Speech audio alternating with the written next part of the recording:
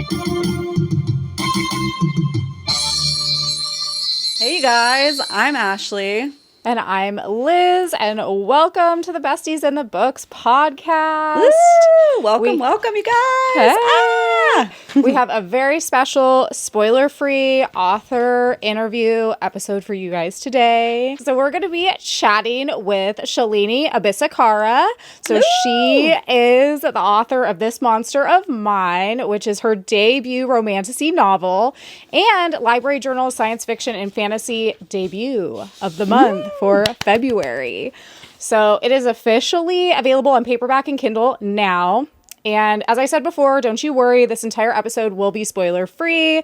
So you can stick around to chit chat with us to find more out behind the scenes information about this book, a little bit about the plot, about the characters and tropes, to see if it's something that you might be interested in picking up.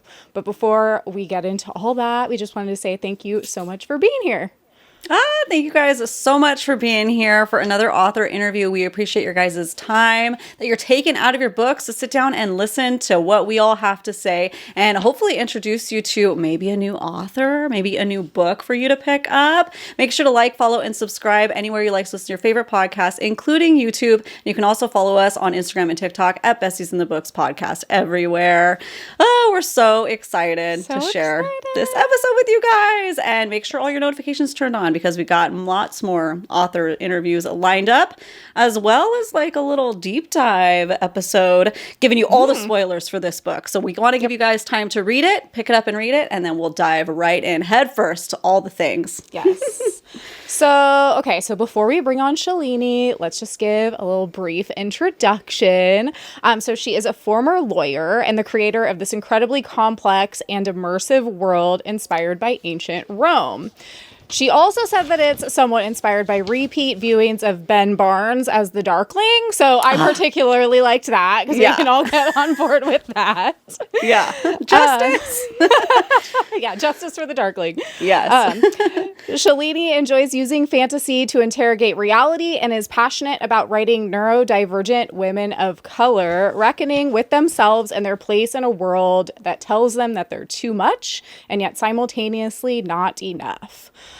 She is a classically trained pianist, a hardcore gamer, and she'll fight you over a white chocolate macadamia nut cookie.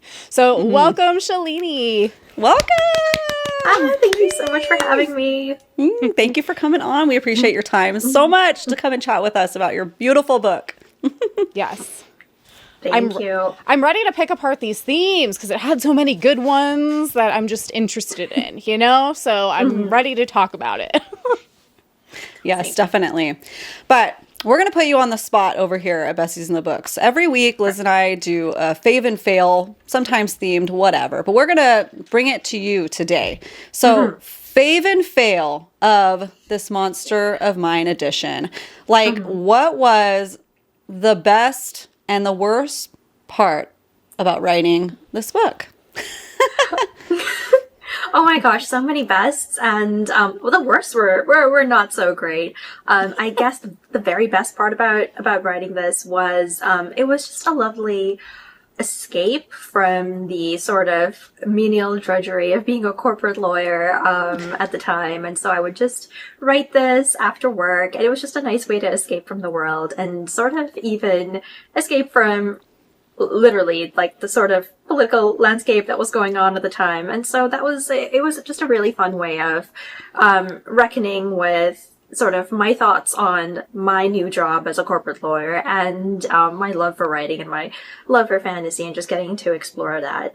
And I think the very, very best part of writing it has to be when I guess Cotter just kind of walked into my head fully formed after I just watched season 1 of Shadow and Bone. And it was so funny because I think it was just a couple of days after I had seen Ben Barnes as the Darkling too, and I could not get him out of my head. And then this character took shape, and then when the urge hits you to just to write without thinking, to just write without stopping, that sort of energy was without a doubt the best part of writing, because I have since discovered that it does not happen every time, and there are times when writing is a real slog. So definitely the best part. the worst part is, okay, the worst part without a doubt, was one of the side characters, who was somewhat modeled on a person whom I know in real life. The character in question is Harrian, and that part was, I suppose, the not so fun part about writing, in the sense that I'm like, oh, this is someone who exists in the real world. This is someone whom I really definitely want to put in there. And I was so frustrated with myself, even as I was writing it. I was getting so frustrated with the character, and so I'm like, you're necessary, but oh my god, I just don't like writing you. I hate it so much. Yeah. So it was that, and then just constant self-doubt, imposter syndrome. Is this just the worst thing ever? What business do I have writing a book? That part was definitely not fun. It took me 14 months to finish it, so clearly I wasn't the very best at battling that.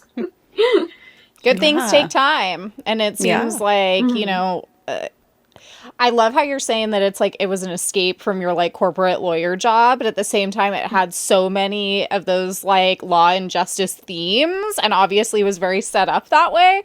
And so you're like, I'm going to like interrogate this job that I'm doing during my day job, but like in a fun way. You know what I mean? I love that. Yeah. Thank you. And it's also so important to talk about like that imposter syndrome kind of feeling of just like, am I enough? Like it's just very real and something that a lot of us can grapple with. So good job for powering through that, because it's a beautiful work. It is. Yeah. Thank you. Yeah. Yeah, I think that's relatable to a lot of people too. Yeah. For sure. So, okay, so let's just ask, what should people expect if they're thinking about reading your book? Like, how would you summarize the plot in some of your favorite tropes, maybe, without giving away spoilers? For sure.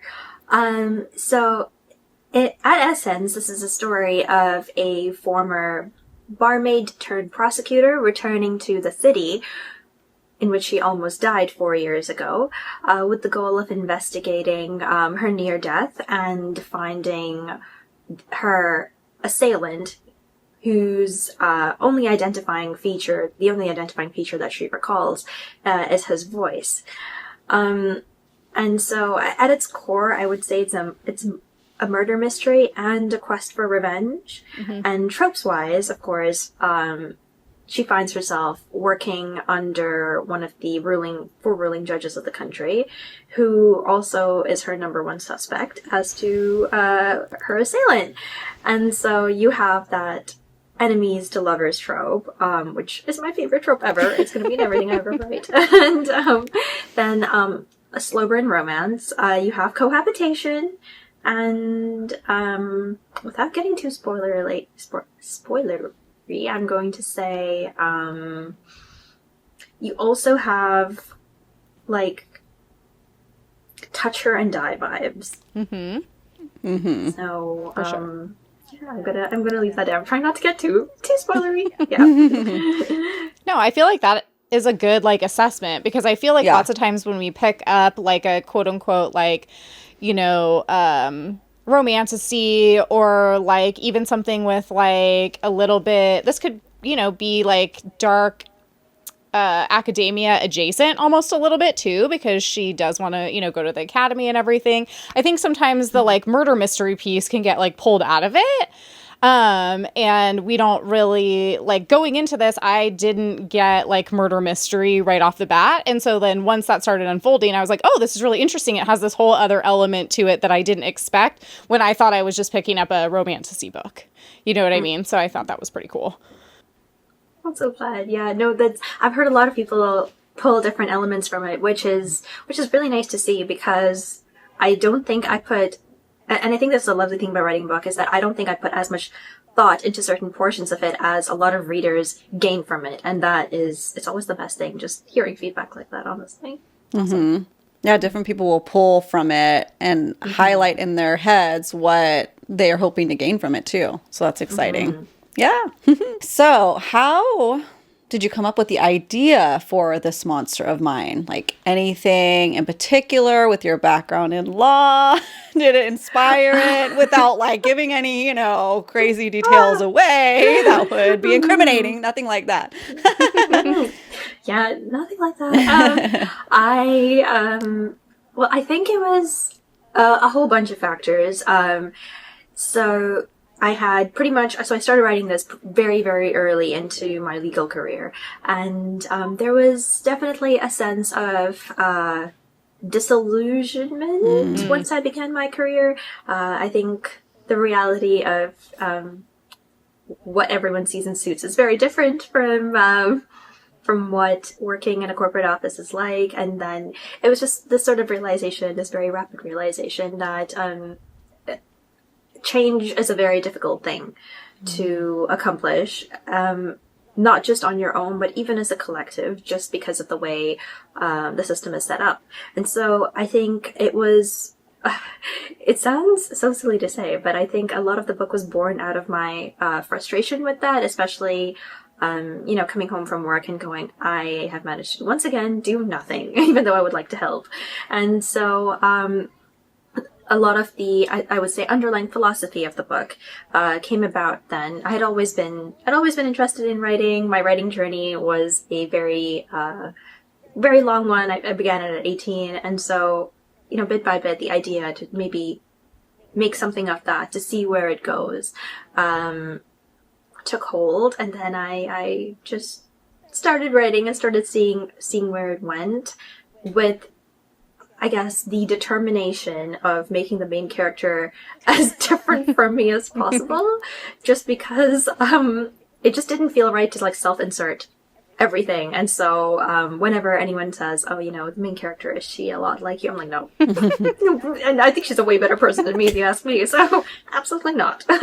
But just, I guess, the idea of exploring a sort of form of governance where people had the form to be heard more frequently, and where judgments were actually actionable. Yeah. So yeah, I guess that's that planted the seed, and I just kept writing. Awesome. Yeah. I love that. I just have to kind of ask then, was it almost like a little bit, and we'll talk more about, some characters later on in the interview, but was it almost kind of liberating then to write about a character like Kadra, who's not afraid to, stand up to the powers that be, we'll say, and kind of enact his own justice in some ways? Was that nice to be able to use that as an outlet? Yes, yeah, it really was. That was, I try not to do too much wish fulfillment in my writing, but that felt like wish fulfillment. This idea of, someone who is among the elite, but willing to go against the elite. And that, yeah, it felt very cathartic, especially after work. Yeah. Yeah. I love that. So you kind of mentioned it before, but so how long did it take you to write this whole book, and how was the actual experience of finding a publisher and going through that process? Ooh, I could be very long-winded on this one, so just tell me Go as for much it. as you No. need to The say. floor is yours. This is your All right. time to speak on whatever you want to speak on. Yeah. Ooh, okay. So it took 14 months to write from start to finish, and this is actually only the second book I've ever written, which is not a testament to my writing prowess, but more so how how fixated I was on this for 14 months. It went through quite a few iterations. So I started writing in 2021, finished it. I got halfway through in December, and then realized it was terrible and I needed to redo the whole thing. And it took me a full year, I guess, a full year-ish to redo the entire book. And I finished it in November 13th of 2022. So, and this was just working on it pretty much every single day after work. It was just this very sort of obsessive focus on this book. And, it went through numerous rewrites, numerous drafts, and I began querying the manuscript in January of 2023. So I guess a bit of a 2-month window to sort of let the book settle, to have friends and beta readers, aka strangers from Reddit, who kindly volunteered their time to go over the book and tell me if they liked it, if they hated it. So that happened for 2 months, and then I started querying it in January of 2023. And I'm sure a lot of authors are familiar with the term query trenches, but for your lovely viewers who aren't, it's this idea that querying can sort of feel a little bit like you're stuck in the trenches, just waiting for a chance to get out. And you essentially summarize your entire novel into about 300 words, a 300-word pitch, a 300-word very sort of hooky blurb, and send it off to agents. You're cold emailing them in the hopes that it gets picked up. And after 118 rejections, I got picked up in May. May 30th of 2023. Signed with my two amazing agents, Molly and Ginger. And then, we went on submission. We got... And Kayla, my lovely editor, picked me up from Hotterscape, and Molly, my incredible editor in the US, picked me up for Union Square, and it just kind of felt like dominoes falling in a row, and it was very nice, because I had also quit my job before all of this happened, so it was nice to know that I wasn't going to be just destitute, and that was a very good feeling. Mm-hmm. And then the ball got rolling, and this book just underwent quite a few transformations in my very capable editor's hands. Yeah. Yeah, that's so exciting. It's always just such a long journey. I think that's been one of the interesting things, doing author interviews is just putting it really into perspective. It's like, how many rejections did you say that you got before you finally got accepted? Yeah, it was 118. Yeah. So it's like, not to harp on that, obviously, but just to show people that it's like a lot of work and time. It's not like you just write this book and all of a sudden it's like amazing and it's out and it's great. It's like so much work and time and history. Blood, goes into sweat, and it. tears. Yep. Big time. Yeah. So would you say, this is off the books. Would you say then you were a bit of a pantser and then plotter? Yes, yeah, I sort of learned the value, at least for me, of plotting during my experience writing this book. I tried pantsing it, and it was really not for me, because I would, reach chapter 6 and then realize, oh, hey, I want to add that in. Oh, hey, I gotta go all the way back to chapter 1 and add that in. Oh, yeah. And so I learned the value of a good outline, and yeah, ever since, I haven't gone back. Yeah. Cool. So you talked about another book that you have written, Once Upon a Time. So you've always been a writer? And do you want to talk about other works at all? Ooh, I mean, I would I would love to, but this one, I guess it's just a bit more embarrassing. So when I was 18... We all start somewhere. Yeah. Right? Okay, yeah, I feel a bit better knowing that. It's just, it was just one of those things where, I was 18, I had this idea in my head that I wanted to be a writer. No one told my parents that. They were not too keen on the idea. But so I read this book at 18, and then I started querying it in my first year of university, and me being like the self-important blabbermouth I am, I guess. I just tell my classmates, I'm like, yeah, I think this is gonna go well. I think it's gonna do too well. So spoiler, it did not, in fact, do well. And no agent was rightfully so. No agent was interested in it or anything. And so my little ego gets crushed, and I'm going, well, I guess this is a sign to just never write again. And so, my little dramatic 19-year-old self just decides, what, I guess we'll go to law school. Everyone else is doing it. And so that ended up happening for very, I guess, silly reasons, because I'd gotten rejected, and I got in my head that somehow means that I shouldn't keep trying, which was not the smartest idea at the time. But yeah, that was that first book. I am since, looking back at it, revising it, seeing what I can do with it. And so I think there's hope for it, and I think the day actually, if it ever sees the light of day, I will be very grateful to that 19-year-old girl, but I think I'm more grateful to my current self who stuck around past the rejection. Yeah. So, yeah, and honestly, if there's anything I could say to any querying writers, it would be just cry after you see the rejection email in your inbox, and then keep going. Yeah, let yourself feel it, but then move forward. Yeah, exactly. Keep going, because people hear no for years and years and years. So that's very inspirational. I just have to ask though, can you give us any little tidbits about what that first book was about? I'm kind of curious. Oh my gosh, for sure. I love that book to pieces. So it had like a title and everything, but it was I'm like trying to properly pitch it in the hopes that some editor will see it.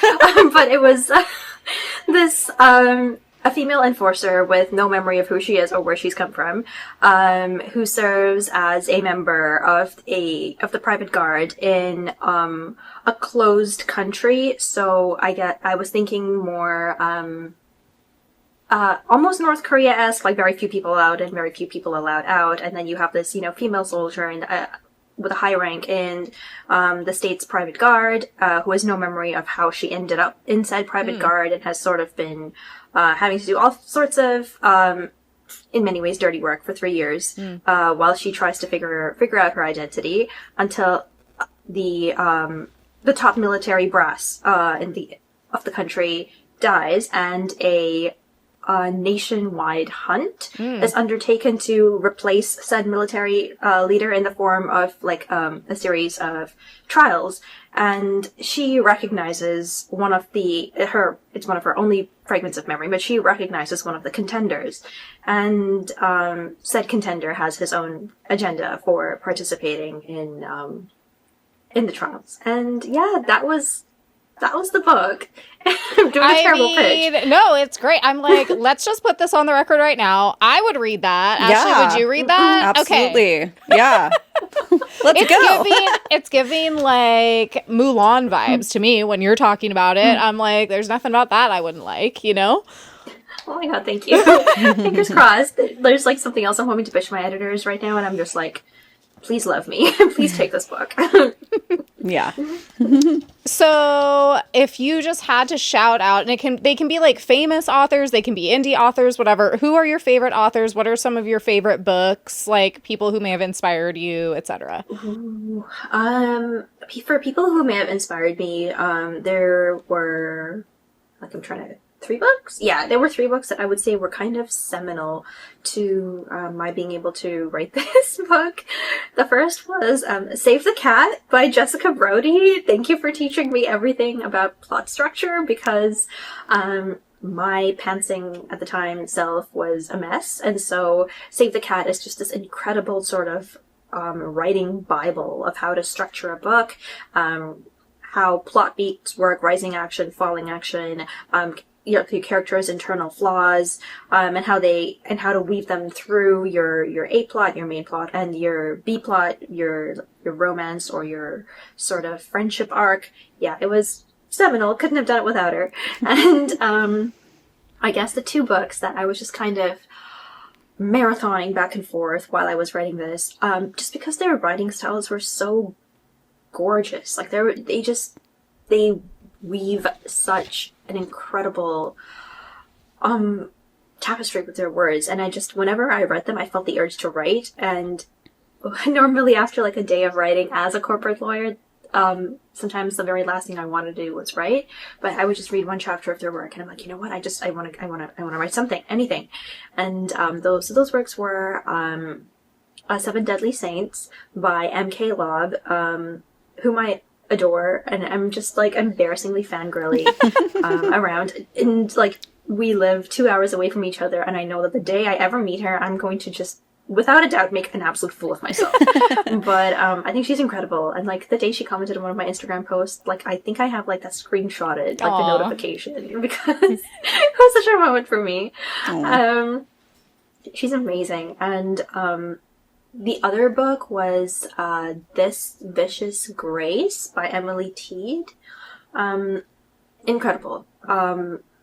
Yeah, I would just read chapters, like just reread the same chapters on and off, just to be like, how does she condense so much information into such few lines? Like, this is amazing. I need to learn how to do this. And yeah, I'm pretty sure This Monster of Mine would not exist without all 3 books, for sure. That's awesome. Yeah. Love that. It always gives us new ideas for the future too, because we're going to be able to like go Google those after this. Add a TBR, never ending TBR stock. Let's go. Yeah. They're amazing books. They really are. Yeah. So let's pivot a little bit to the characters that lie within This Monster of Mine. Would you have fallen for Kadra if you were in Sarai's position? 100%. I kind of was half in love with him when I Yeah. wrote him. And so I think it probably really comes across that I was like, I'm having the best time. And my poor boyfriend just sitting in the corner going, is everything okay? I'm like, I'm having the best day.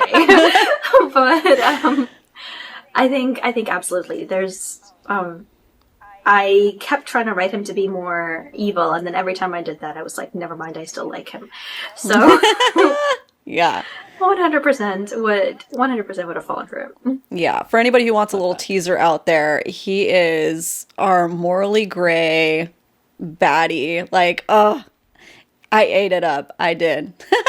And when Yeah. you say like Ben's Barnes is a Darkling, Justice Yeah, for the Darkling, that like that's clicked. perfect. That Justice for resonated. him. Yeah. Yeah. I definitely I was just like looking up like random, like I'm guilty of it. Okay. I was looking up random guys on Pinterest. I was trying to figure out who would fan cast him. And I found some good, just like randoms, you know, but when you said Ben Barnes, I was like, okay, we'll settle on that. Yeah. That sounds great.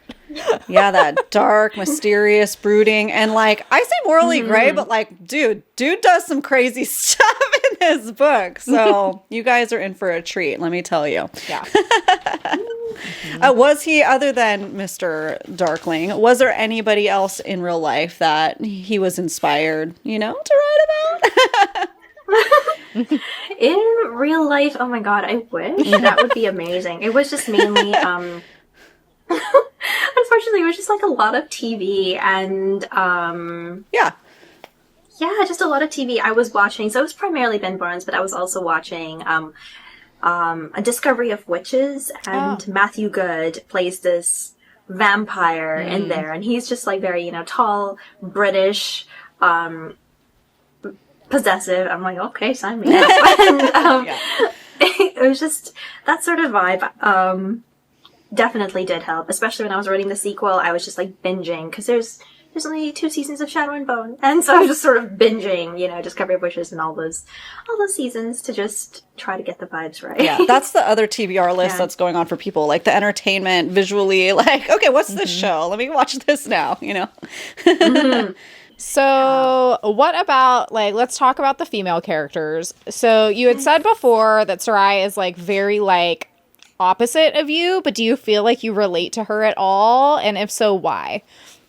I feel like I relate to her in the sense of her struggling to sort of find a foothold in an industry that she feels like she cannot morally relate to. Mm-hmm. So I think that was just the tiniest piece of me that I put in her that I was able to connect with, because to be honest, writing her was the hardest, I guess, not the worst part certainly, but I guess the hardest part of writing the book was writing her, because Kadra was easy. He comes off the page, I'm like, I love him, this is so easy, but I wouldn't say writing Sarah was the hardest part, was the worst part of the book, but it was certainly the hardest, in the sense that I wanted her to be equally as compelling as Kadra, while also serving as sort of a foil to him. And so, for that reason, I couldn't put too much of myself in her, but I did put that little kernel of her struggling to morally relate to this position that she's found herself in, and this position that she thinks she can use to do good in the world, but in reality is more used to keep people exactly where they are. And that, yeah, I could definitely relate to her frustration, her anger, her hurt in that regard, and definitely her disillusionment. But besides that, couldn't relate to too much, alas. So all I could really hope for was that other people would be able to sort of see that despite her inner turmoil, that she's a very steadfast, very straightforward person. And as someone who was just a very anxious, very disorganized, and very just timid human being, I guess that those were qualities that I admired about her, even if I couldn't relate to them personally. Yeah. Yeah, I mean, I think I would agree with that assessment too, because it's not like I necessarily am like, ooh, I could see myself in her, but there are parts of what she's dealing with that I think a lot of us do deal with. You know, obviously you're coming from a law background, but I'm sure there's a lot of people just coming from all different kinds of backgrounds, right? Where you're young and you're excited to get into whatever that profession is. Lots of times it's because you have a passion to change the world and help people. And then once you get there, you're like, oh, this is a whole bunch of bureaucracy. And I don't know. And the disillusionment, as you said before, I think can be really hard for a lot of people, myself included. I've experienced that too. And I think Ashley has too. And so I found that to be extremely relatable for sure. Yeah. So the second part of that question, I just had to ask. So Cicere, her best friend, did you relate to her character at all? If so, why? Yeah, funnily enough, she was the character I was able to relate to the most, which is very unfortunate, but I think that's why I wrote her in there. But primarily because when I was younger, I lived in a very sort of closed-off community. So in Canada, I lived in Winnipeg, Manitoba, also known as Winterpeg because it can go to minus 50 down there. Wow! And yeah, there was a day when it was colder in Winnipeg than it was on Mars. So wow, the weather. Shout out great. Winnipeg for freaking being freezing, more cold than Mars. Right. But it was this sort of closed-off community with closed-off ideals, and the sort of person that it births isn't necessarily the best human being. And certainly not the wisest, I would say, especially, you know, like in 2007 and 2008, and, you know, those years when I was growing up. Oh my god, I'm dating myself here, but it was... Don't worry, us too. Perfect. It wasn't exactly the age of information, and so... I knew a lot of people who had a lot of terrible prejudices, and I certainly held them at that age as well.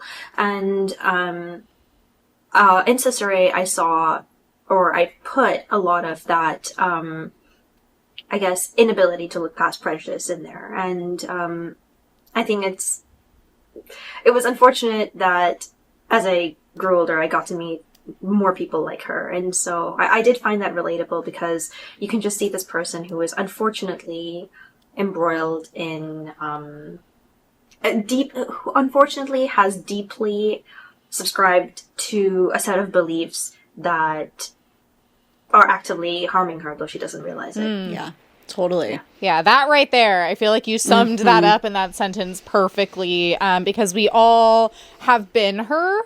I think that that's important, and we all know plenty of people who are like her. Yeah. So, yeah, I loved her character for that reason, because as frustrating as she could be at times, you're like, well, that's life, though. You know what I mean? That's realistic. Yeah. Yeah. You did it such a good job with these characters that had me, like, outwardly emoting, which is like what I love in a book. So it's so hard to remain spoiler free right now, but definitely come back, you guys, for that full deep dive once you've read her book as well, so we can all hash it out together, because some of these moments had me screaming. You know? I'm glad. Yeah. So were there any themes that you put into this book that felt extra meaningful to you? I would say the female rage front and central.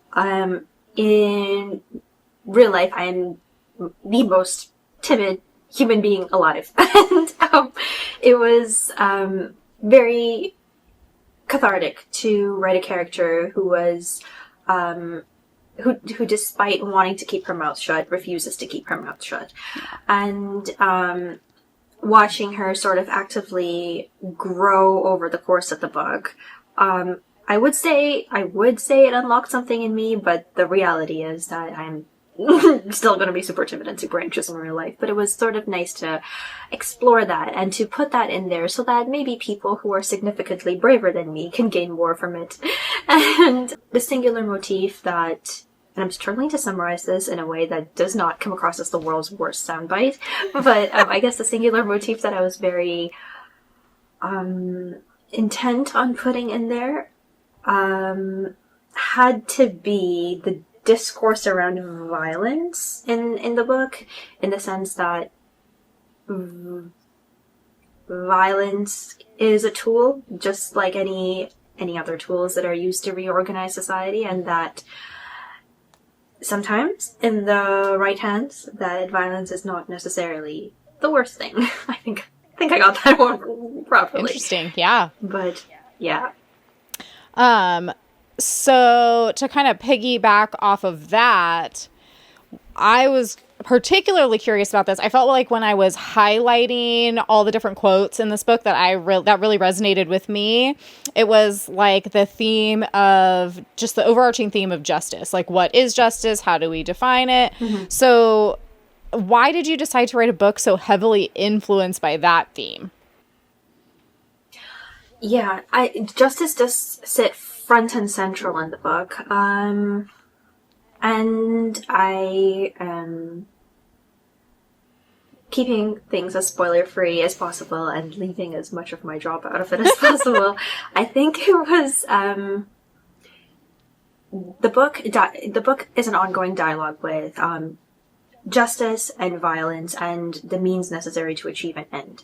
And my focus on justice was primarily due to the fact that in the legal field, at least the portion of it that I saw, I wasn't seeing a lot of justice. And I had colleagues, I had friends, whenever I just talked about my experiences with them, I would hear a lot of, and they were in the thick of it, they were going through it as well. And I would just hear a lot of, that's normal, and it looks like there's not much we can do. And I saw the book as not necessarily a way to stand on a soapbox and preach that, oh, here are my thoughts on it, everyone, but more of a, what does justice look like to people? What do people want out of justice? Do they simply want the ability to access it, but that nothing actionable actually comes out of a judgment? Or is it that they simply want a means to be heard, a means for that, for the results of that hearing to actually prove fruitful, and whether it is possible for justice to, I suppose whether it's possible for justice to exist at all within a system that desperately tries to adhere to nonviolence even while remaining carceral. And yeah, so those were sort of the ideas, like, rather than offer an opinion, that I just wanted to explore, because the two main characters, like Sarah and Kadra, have different viewpoints on that. And being very much pro-violence, of course. but yeah, more so just a dialogue to see what I could gain out of the conversation, and what maybe other people could see within the conversation as well. I felt like it would be so preachy to just sit on there and be like, he stabs everyone, this is great. Yeah, I mean, I read it as, a subtle but effective, like, examination and critique of, like, yeah, what does justice mean? Who gets to define it? Who gets to benefit from it? Who doesn't benefit from it, etc. Yeah. I appreciated that a lot about it. Definitely. So, is there a sequel in the works? Yeah, more than in the works. It's already written, and we are deep into production. I don't think I can give a date definitively, but the window we have is summer of next year. So cool. Yeah. Well, at the time of posting this, podcast, we were only a week into your official launch date of the first book. So we won't press you too hard. We'll sit back and enjoy this one, definitely. Besides a sequel coming for This Monster of Mine, do you have any other book ideas in the works other than, your original baby? Yeah, but more than in the works, I'm almost done a prequel to the book, which is actually it's actually mentioned in This Monster of Mine, because it was something that I was working on before Kadra strolled into my head, and I was like, okay, I guess I'm going to abandon this book then. And yeah, I resurrected it afterwards, and there's a little story that one of the Tetrarchs, Cassandane, tells Sarai in about halfway through the book. I think it's chapter 17. There's a little story she tells her about a bounty hunter and a debt slave, and that one's written as well. And Oh, I'm just exciting! praying that someone We're will all sit. pulling our books out right now and going to chapter. You said chapter 17? Okay. Let's go right into that. Get a little taster to tie us over. That's so exciting. So yeah, how does that feel to like be building out this whole world, especially now that you have these bookends starting, you know, your prequel and then your sequel?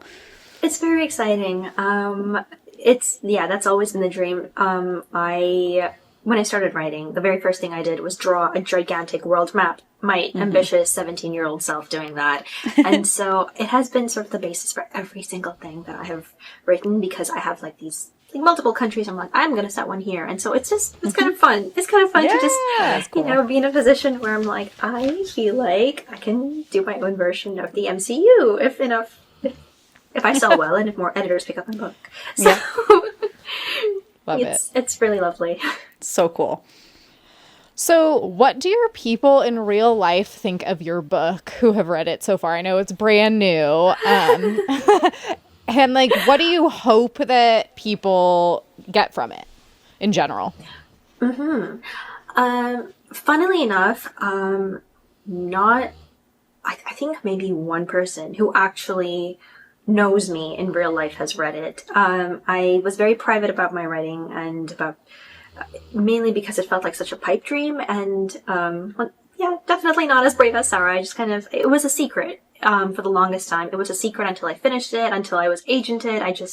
I never really told anyone because I never thought that this could happen to me. And as a result, a lot of people haven't read the book. And the people who have, though, I think it's just one person who's read it, did struggle to reconcile it with their knowledge of me as a person. Oh, interesting. But also, they seem to like it. I'm very grateful for that.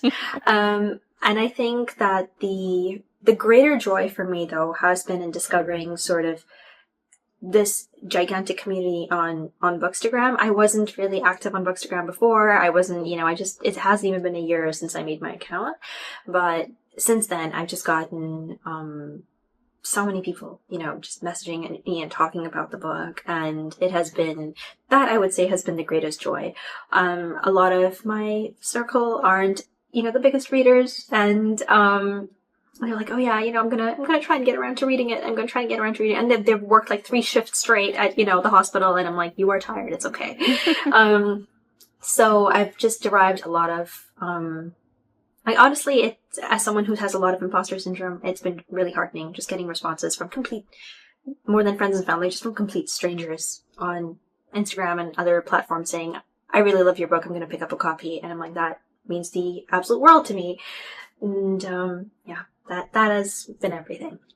It is time for our little bookend that we do over here of our Smash or Pass. Yes. Okay, I've been waiting for that. We like to keep it a little unhinged over here, so it may not be what you think it's going to be.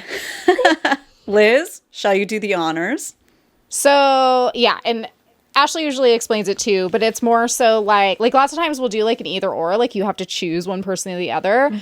So that's the one that we chose for today. And it's a hypothetical smash or pass if you had to pick one. But, and it's smash or pass, like the idea. Like it doesn't have to be like a literal, smash or pass. Like just smash that situation, pass that situation, what have you, depending on the circumstances. Sounds good. So if you had to choose between, and it's funny because you already kind of gave us a little bit of insight into this, between Cicere and Harion, who would you choose? Oh my gosh. I'm definitely, there's hope for Cicere. Is there? I don't know. I'll smash Cicere. Harion can leave. Yeah. Yeah. I suppose it's just because I keep thinking of the real life inspiration. I'm like, oh hell no. But yeah, no, I that was just such a quick answer. I'm so sorry. Oh, no. No, that's Great. good. That's No, good. it is. Yeah. And anybody who's read this book, and I'm sure we're all agreeing with you. I am. So for me, I would give the same answer. What about you, Liz? Same. As frustrating as it might be, same. Yeah. For sure. Yeah. Those who know, you know. Dude, Harry on. Oh! All right. Well, I feel like, is there any, are there any more like little tidbits you want to add about this monster of mine? Or do you feel like we covered a lot of, your process and what you wanted to say about it? Oh my gosh, you guys were so comprehensive. Yeah, I'm struggling to think of anything necessarily to cover. No, I guess I have a question for you guys. Oh, cool. Awesome. So I guess setting-wise, did you find it difficult to relate to the ancient Rome sort of setting? I know it's not the most ubiquitous setting in fantasy, and there were no dragons, unfortunately. And I know people love dragons. So did you find it more hard to get into the setting because it was less obviously like fantastical? I wouldn't say that it was harder for me to get into it. I just had to pay closer attention. But there are definitely some books that are like that, and I appreciate it because then once you get the hang of it and you get immersed in it, then it's all immersive. So it's like, I just had to kind of like sit down, and almost like the way my brain works is I have to like categorize it. Like, okay, these are who these people are. These are the people who work for them. This is the city, you know what I mean? And I kind of had to just like try to like, I didn't have to chart it out, but it's almost like that's what I'm doing in my brain, where I'm kind of like charting it out a little bit. But sometimes it can be like that with traditional fantasy too. So I feel like once I kind of got got the hang of the structure, then it was very easy for me to get lost in it, for sure. Yeah, for me, Oh my God. for me, the setting was totally like easy, no big deal to jump right into. I feel like I got the hang of the setting before. So we tend to go into most of our reads fairly blind, so we were sent this book as an option, and we started reading it, and we're like, boom, done. We'll do it. Let's go.